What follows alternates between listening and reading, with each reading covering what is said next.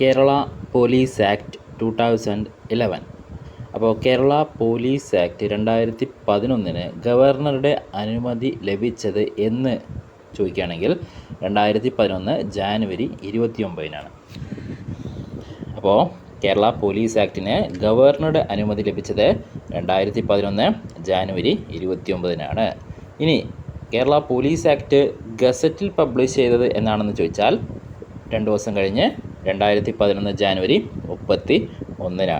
2011 ജാനുവരി 31. അപ്പോൾ ആദ്യം ഈ 2 കാര്യങ്ങൾ നിങ്ങൾ ഓർത്തിരിക്കുക.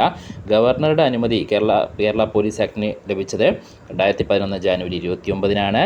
ഗസറ്റിൽ പബ്ലിഷ് ചെയ്തത് 2011 ജാനുവരി 31. ഇനി നമുക്ക് സെക്ഷൻസിലേക്ക് കടക്കുകയാണെങ്കിൽ സെക്ഷൻ 1 പ്രധാനപ്പെട്ട സെക്ഷൻസ് മാത്രം നമ്മളിവിടെ പഠിക്കുന്നുള്ളൂ. സെക്ഷൻ 1 എന്താണെന്ന് ചോദിച്ചാൽ ചുരുക്കപ്പേര്, വ്യാപ്തി, പ്രാരംഭം.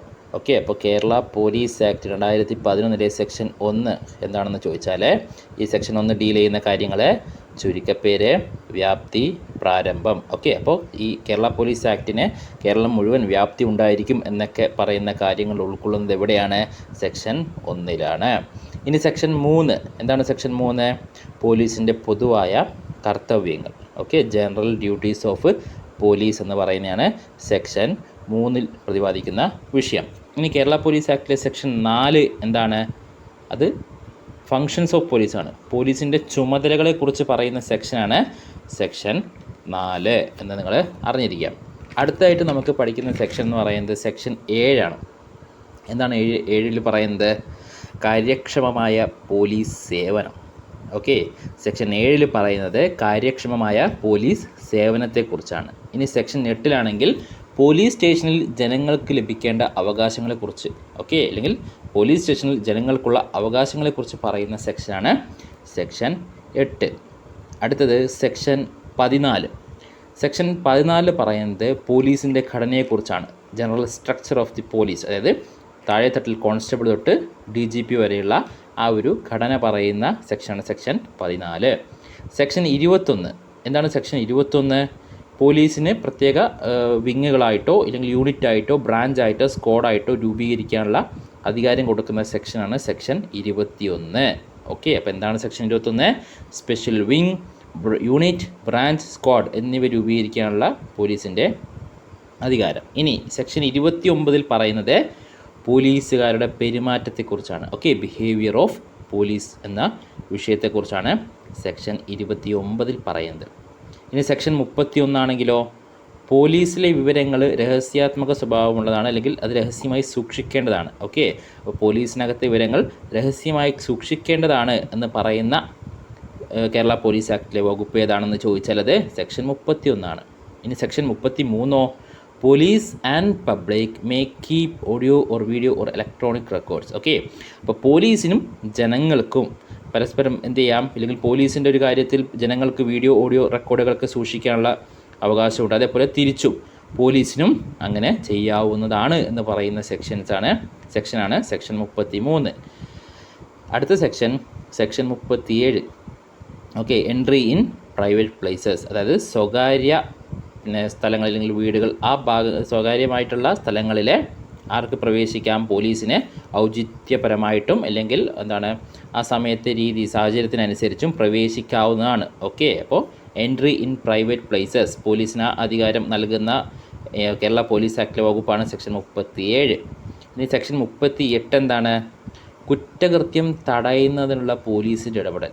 കുറ്റകൃത്യം തടയുന്നതിനുള്ള പോലീസിൻ്റെ ഇടപെടലിനെ കുറിച്ച് പറയുന്നതാണ് സെക്ഷൻ 38. സെക്ഷൻ 39 ചോദിക്കുന്നതെങ്കിൽ പോലീസിൻ്റെ നിയമപ്രകാരമുള്ള നിർദ്ദേശങ്ങളൊക്കെ ജനങ്ങൾ പാലിക്കേണ്ടതാണ് എന്ന് പറയുന്ന സെക്ഷനാണ് സെക്ഷൻ 39.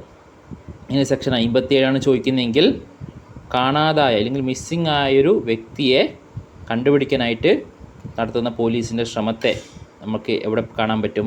സെക്ഷൻ 57 കാണാൻ പറ്റും. Okay, police to attempt to locate missing person.